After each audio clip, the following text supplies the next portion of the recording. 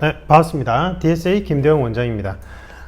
이번 영상 주제는 제가 제일 많이 받는 질문 중에 하나가 이제 어떻게 하면 이제 독서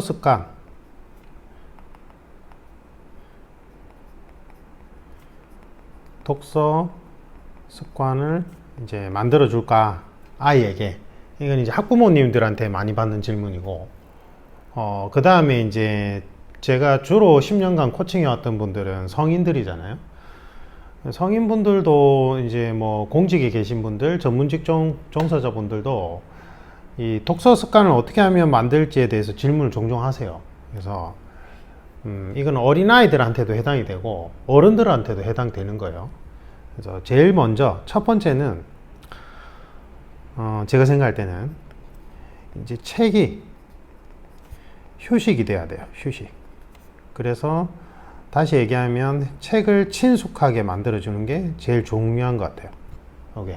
그래서 이제 이 부분 때문에 유튜브에서 아마 이 관련된 이야기를 하시는 분들이 제일 먼저 부모님이 만약에 아이를 대상으로 한다면 이제 부모님들이 아이들 보는 앞에서 이제 책을 읽어야 된다. 이게 이제 부모님들 입장에서는 괴로운 거죠. 그죠? 요즘엔 또 종이책 잘 안 읽잖아요. 저도 아이패드로 책을 많이 보거든요. 그래서 근데 이제 아이패드로 보면, 스마트폰이나 아이패드로 보면 아이들이 이제 이걸 책을 본다고 인식을 잘 못하니까 종이책으로 보는 게 제일 좋긴 한데, 이제 종이책이 부모님들 입장에서는 부담스럽죠. 이게 특히나 저처럼 이제 50대 접어드는 분들은 노안이 와서 안 보이잖아요. 저도 지금 노안이 와서 잘 안 보이거든요.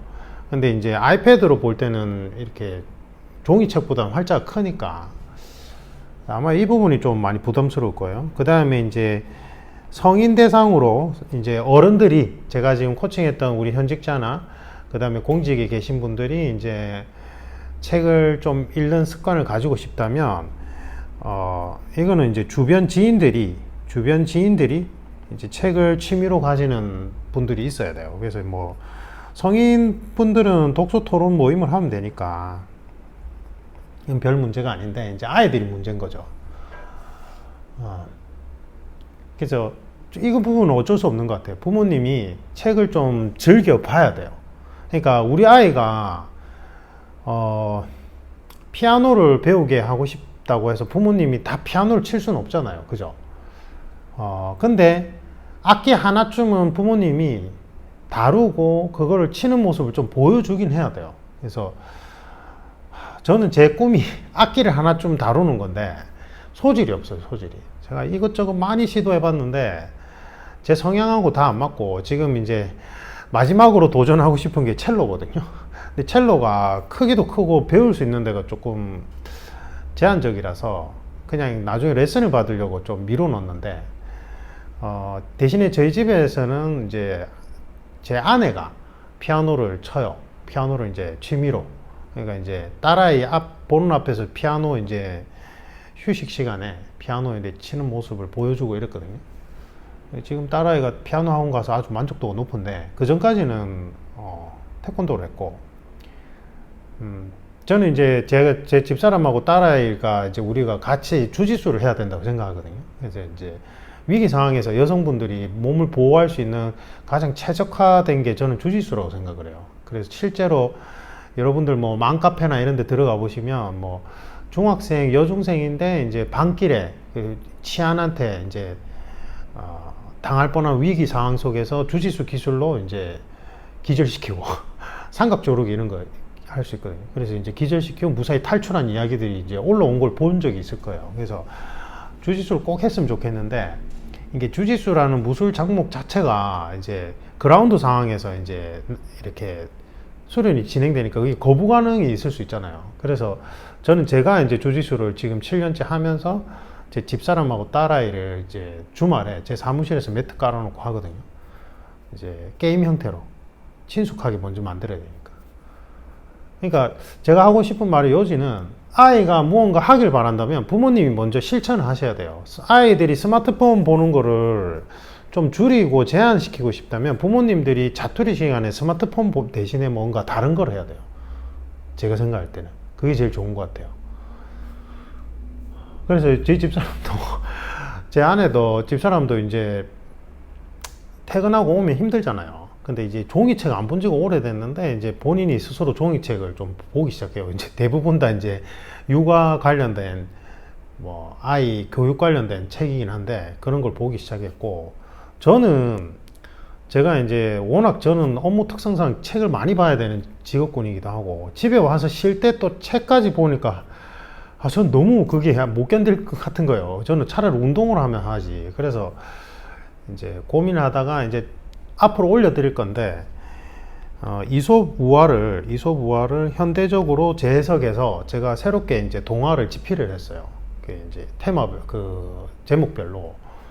제가 이제 지금 가르치는 현직자, 우리 성인 대상, 현직자분들 문해력 교재로도 활용할 수 있게끔 어른들을 위한 이솝우화인데, 이제 제 딸아이한테 생일 선물 겸 해서 이제 그 첫 번째 이솝우화 시리즈 중에 하나를 이제 현대적으로 재해석해서 집필을 했거든요. 그러니까 이제 책은 제가 안 보더라도 제가 이제 글쓰기를 하니까 딸아이가 옆에서 보면서 요즘 글 쓰는 거 너무 싫다고 되게 막 투덜거렸는데, 이제 괜찮아 하고 자기도 이제 글쓰기를 열심히 하려고 해요. 제가 볼 때는 글을 읽고 그다음에 쓰고 글을 쓰는 게 정말 중요한데, 그 부분이 이제 제가 이제 집에서 주식체육관 갔다 와서 도복을 세탁하는 동안 이제 딸아이랑 집사람은 영어를 읽거든요. 집사람이 영어를 읽어주는데, 그게 끝나고 10시쯤에 자러 가기 직전에 이제 제가 그걸 막 이렇게 타이핑 치면서 집필하고 있으면 와서 읽어보고 자기도 혼수 뜨기도 하고, 자기도 이제 글쓰기가 재밌는 거구나, 멋진 거구나, 이렇게 생각을 바꿨어요. 그러니까 부모님들이 좀 귀찮더라도 솔선수범을 해야 돼요. 근데 저는 이거를 관점을 바꾸면 좋다고 생각하는 게, 그냥 아이를 위해서 한다고 생각하지 말고 부모님 스스로를 위해서 운동을 한다, 나를 위해서 책을 읽는다, 이렇게 관점을 바꿔야 된다고 생각하거든요. 안 그러면 이게 아이를 위해서 내가 이것도 해야 돼, 아이를 위해서 저것도 해야 돼, 이러면 되게 괴로워요. 그럼 괴로운 걸 억지로 하는 걸 보여주면 아이들도 당연히 그걸 대번에 알아요. 그러니까 그냥 부모님들이 원하는 거, 취미생활로 하고 싶은 걸 먼저 찾아서 먼저 하는 모습 보여주고 아이도 같이 할 수 있게끔 이렇게 유도하는 게 제일 중요한 것 같아요. 그래서 제가 보면 대치동에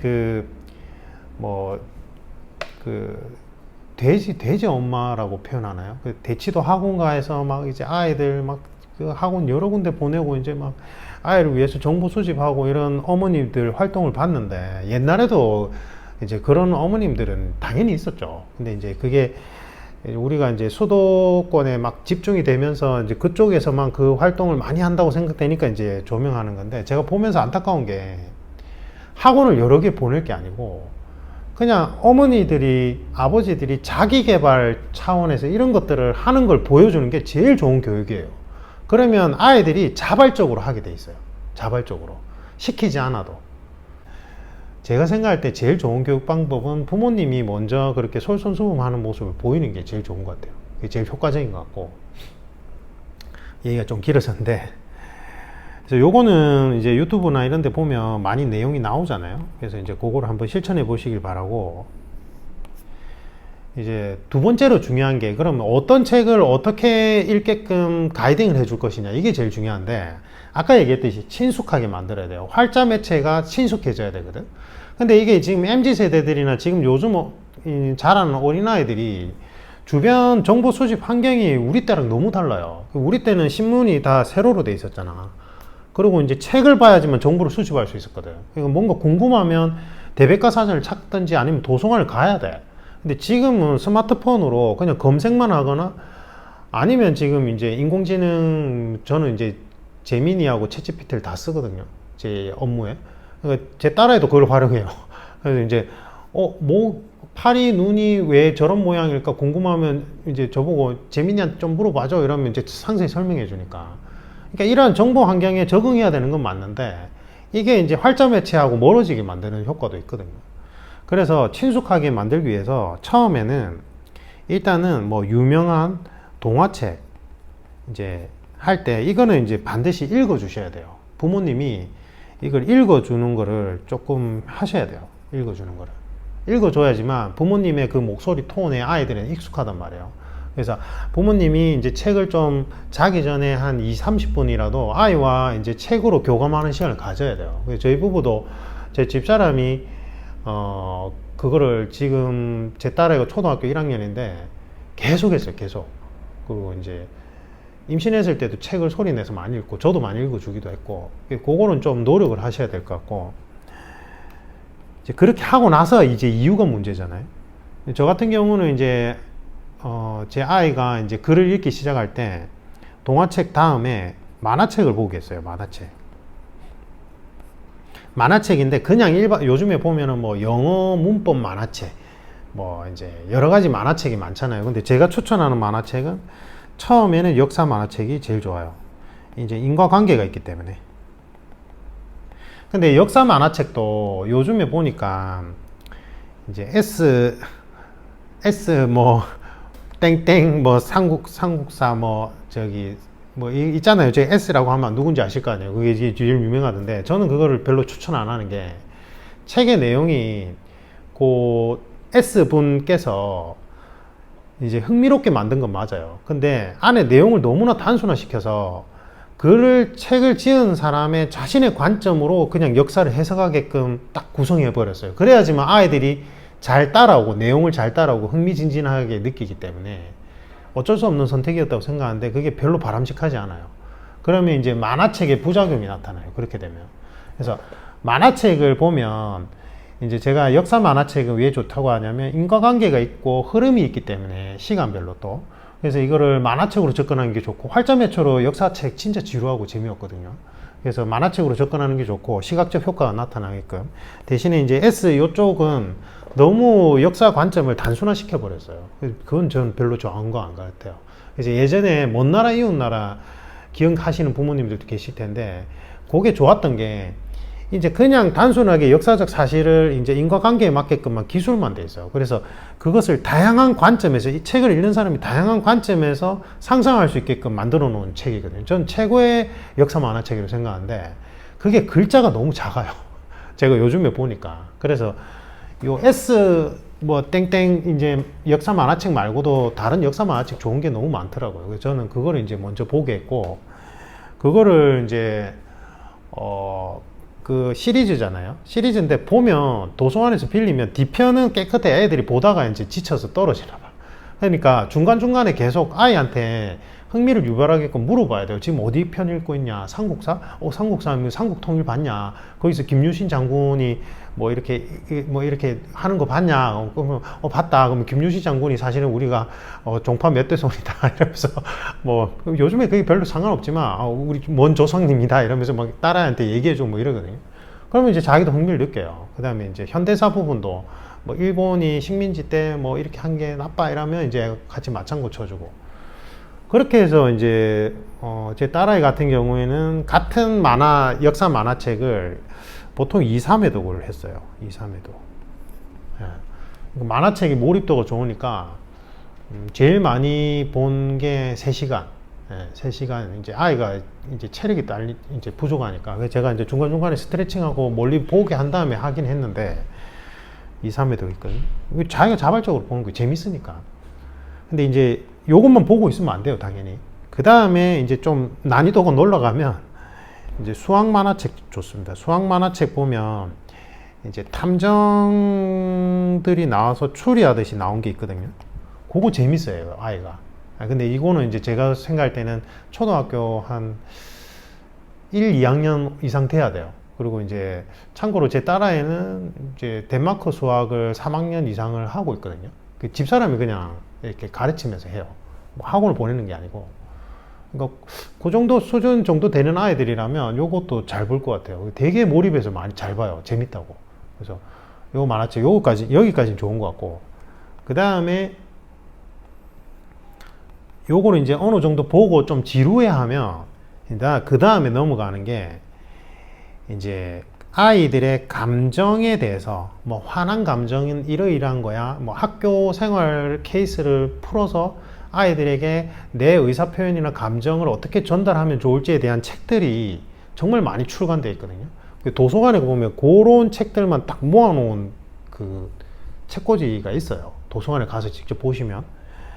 이게 아이들이 초등학교 저학년 때는 내가 이 친구들하고 어울리면서 내가 내 감정 표현을 어떻게 해야 되는지에 대해서 제일 관심도가 높아요. 그걸 어떻게 해야 될지 몰라 하니까. 근데 거기에 대한 책들이 정말 잘 나와 있어요. 외국 책이나 우리나라 책도. 그 책들을 보면 이제 그림이 한 20%고 이제 글자가 한 80% 정도 되는 책들이 있어요. 그래서 그림 비중을 최대한 줄이면서 이제 글자가 많아지는 쪽으로 넘어가게끔 해야 되고, 이때 유의사항이 정독을 강요하면 절대 안 됩니다. 우리 지금 목적은 친숙하게 만들려고 하는 거잖아요. 그래서 우리가 활자 매체를 보고 글을 읽을 때 실제로는 우리는 어떻게 읽어야 되냐면, 처음에 목차를 보고 전체 내용을 파악한 다음에 그 다음에 내가 그 목차 안에서 관심 있는 부분을 빠르게 서치하면서 부분 정독을 해야 해요. 이게 원래 이게 정상적인 거예요. 근데 막 책을 정독을 안 하면 책을 안 읽은 거라고 자꾸 착각하는 그 분위기 때문에 오해를 한 거지. 우리가 원래 정보 수집하는 과정은 원래 이런 일련의 과정을 거쳐요. 그래서 제가 따라해보고 처음에 부담 느끼면 다 안 읽어도 된다, 꼼꼼하게. 처음에 이제 뭐 목차가 있으면 목차로 한번 보고 네가 관심 있는 부분은 대신에 찾았을 때, 나왔을 때 문구를 쭉 훑어보다가 관심 있는 부분이 나오면 그때는 소리 내서 꼼꼼하게 읽으면 제일 좋다. 뭐 소리 내기 싫으면 꼼꼼하게라도 읽어봐야 된다. 이러면 자기가 막 이렇게 막 보다가 이거는 관심 있다 싶은 페이지가 나오면 저보고 이제 들으라고 큰 소리로 막 읽어요. 요즘엔 또 그렇게는 안 해. 이제 조금 나이가 먹었다고, 같은 초등학교 1학년인데도 여름 지나가니까 요즘엔 소리 안 내고 그냥 보거든요. 그래서 정독을 강요하면 절대 안 됩니다. 이러면 이거는 아이가 부담을 느끼고 책에서 멀어지게 돼요. 멀어지게 된단 말이에요. 그리고 지금 제가 설명드린 그 방식이 사실은 속독을 하는 방법 중에 하나예요. 속독. 그래서 제가 어릴 때 그 한국문학정집 5회독을 할 때도 처음에 제가 그걸 모두 다 꼼꼼하게 본 게 아니라 내용이 어려우니까 보다가 뒤에 이제 책 서평이나 풀이해 놓은 거 다시 보고, 그 다음에 다시 와서 또 한번 읽어보고 부분 그 다음에 또 그거를 또 보고 하다 보면 내가 본 부분이 점점 영역이 넓어지거든요. 그럼 그게 재미가 있어요 또. 그러면서 이제 정독하게 돼요. 그러면서 또 속독을 자연스럽게 터득해요. 저 같은 경우는 책이 두께가 한 이 정도 된 거, 보통 한 3시간에서 1시간, 3시간 정도 보는 책들 있잖아요, 다른 사람들이. 저는 그거를 이제 한 30-40분 만에 속독을 했었거든요, 학창 시절에. 그러니까 그렇게 할 수 있었던 게 그 방식을 이제 계속 하다 보니까 자연스럽게 된 거예요. 그러니까 뭐 속독을 일부러 막 배우고 하는 것도 제가 볼 땐 바람직하지는 않고, 그냥 아이들이 흥미있어 하는 부분부터 발췌독하게끔 유도해 주는 게 제일 좋아요. 그래서 친숙하게 계속 유지를 시켜줘야 돼요, 이게. 안 그러면 안 돼요. 그 다음에 이제 성인분들은 요즘에는 이제 MZ세대들이 텍스트 힙이라 해서 책 보는 게 뭔가 좀 남달라, 뭐 좀 뽀대가 나는 것 같아, 뭐 이렇게 생각하나 봐요. 그래서 MZ세대들이 이제 독서토론 모임이 활성화 많이 되고 있으니까 그런 독서토론 모임을 가입하셔서 같이 하는 것도 좋을 것 같아요.